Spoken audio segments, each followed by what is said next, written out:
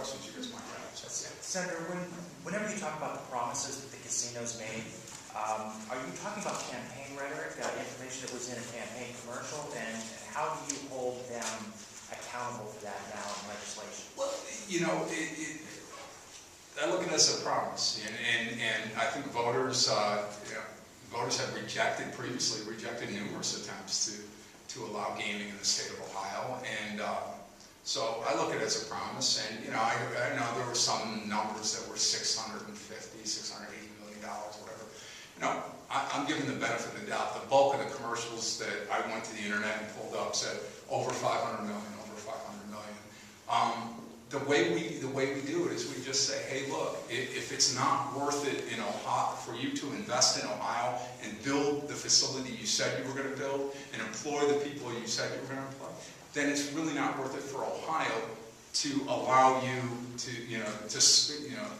basically subsidize your advertising revenue.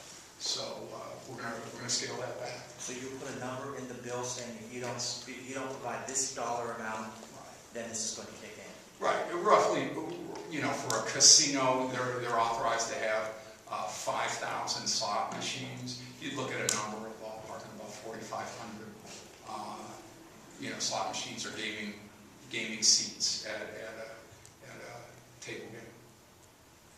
Can you clarify if the bill would apply to casinos and casinos, and how many of these facilities would have gone over this the threshold that you're proposing and would have been able to get this It will apply to casinos and racinos. I think racinos, they're authorized to have 2,500 slot machines or video lottery terminals at their facilities, and we would require them to have at least 90% of that number.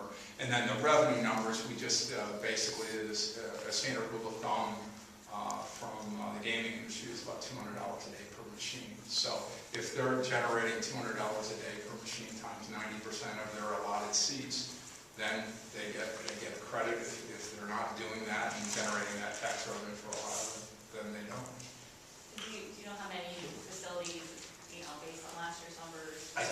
I think Hard Rock, Northfield Park, I think that definitely, I'm pretty sure that reaches the number, and they would be entitled to credit. But then again, the credit's going to be reduced now to $5 million per year.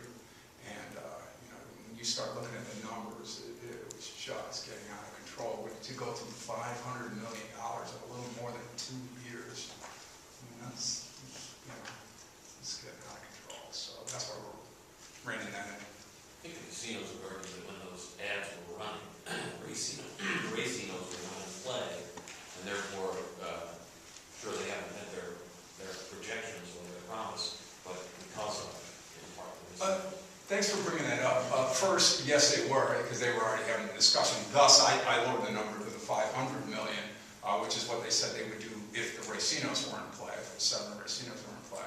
But, one of the things that I've heard that, we just have too much gaming in the state of Ohio. Fascinating statement, totally untrue.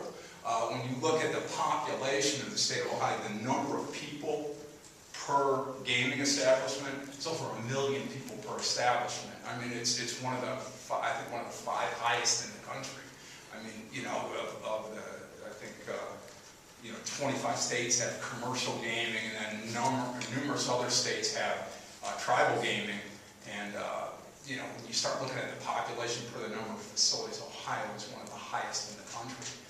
So there's too much competition. It's just, please save it for somebody who doesn't read the data, and I do read the data, and there's no excuse for that. Right now we're hearing from the people who want to legalize pot